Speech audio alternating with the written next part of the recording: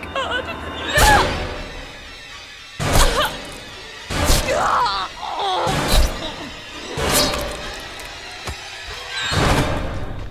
What's up, party people? Chris from Crashbox here, taking a quick look at the Mezco 1/12th Jason Voorhees from Friday the 13th, Part 3.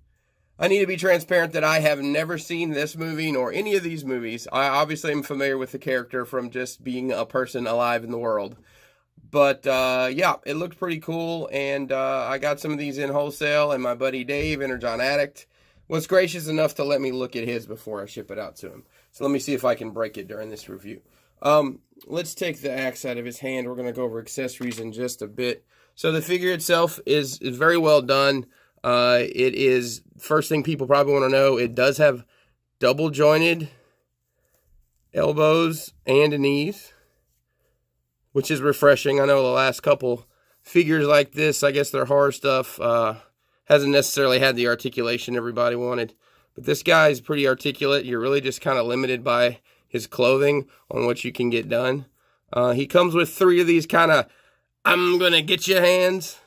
And he comes with 2 of the holding hands. And then he comes with 1 trigger hand, which goes with some of the accessories we'll take a look at in a minute. Let's look underneath his mask. Underneath his mask is this handsome gentleman here. Hello, ladies.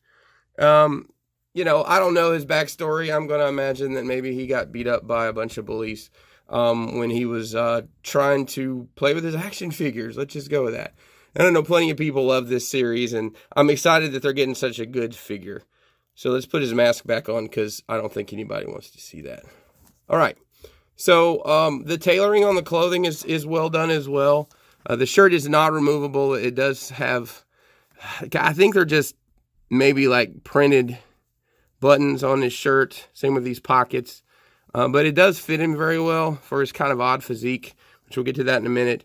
The pants are well done. And also, he does have a belt on underneath, and what appears to be a wife beater. I'm sure one of you adventurous types will take these clothes off.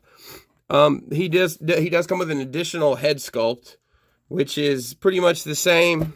Oh no, pretty much the same, except it's come on. It's got this big cut in the top of it. Yeah. Hey, look what happens. Hot glue's hot. So he's got this big gash in his head, and it matches up with his mask as well. So I really thought the masks would be attached to heads, and then we'd have the head sculpt separate. He comes with a ridiculous amount of accessories. So let's go through those. Oh, and he comes with a stand and the flight thingamajig in the bag, just like every other figure.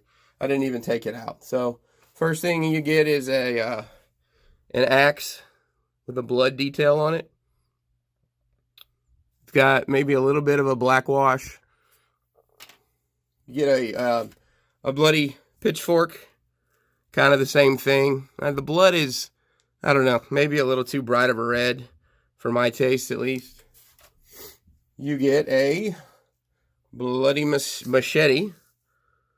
It is got a little bit of paint detail on the handle, not too much, and then that same blood on the blade. You get a bloody pocket knife. I guess it's like a hunting knife. 2 colors, and then the blood. Nothing spectacular on that one. You get a harpoon gun, which is why he has the hand that holds it. It's pretty well done. It's got some weathering on it, and some detail on the metal. So it's pretty well done. You get a bloody cleaver. It's a little bit of a black wash on the handle, and I don't know if you can see or not. It's split down the middle, just like a real one would be. Very, very well done on that one. You get I believe it's a fireplace poker. A bloody one. The white handle, a stark white handle. And you get a pipe wrench. Like so. And it's got several colors on it. You know, pretty new looking pipe wrench. All in all, a great set of accessories to go with this guy. I know a lot of people kit bash and change heads and whatnot. I'm one of those people. I enjoy doing that. And this is going to be challenging because, let me show you. The way his neck is, it's kind of monstrous, I guess you'd say. I don't know if, yeah, it's built into his shirt, into his body. So, like, let's take a head off another Mezco. I got Steve Rogers' head here. And you can see, and it's really the depth, I think. Yeah, it's the depth. So, you know, it'll go on, but I don't know. Maybe that works for you, maybe it doesn't, but it's not the standard head peg because of it's not as deep as a regular Mezco figure is. Okay, let's take a look at some size comparisons. First up is Commander Rogers from Mezco. Next is Daredevil from Marvel Legends. And finally, a Kamen Rider figure, SH Figuarts Kamen Rider. So there you go. It pretty much scales right where the Mezcos normally do, just right at or a little bit bigger than Marvel Legends, and obviously just towers over an SHF figure. All in all, I'm pleasantly surprised by this figure. I wasn't really expecting much, to be honest. I was expecting single-jointed elbows, single-jointed knees, and it just immediately blew me away that it has that articulation.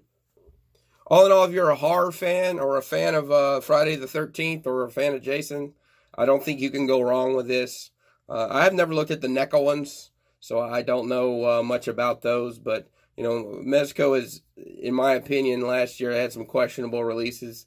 And between this and the Gomez they brought out for Toy Fair, I think they're going in a direction I'm really happy with. So there's my 2 cents. Make sure you check out Crashbox on all your social media, Facebook, Instagram, now on Twitter. Our website is crashboxcustoms.com. And like and subscribe to this video. Catch you next time.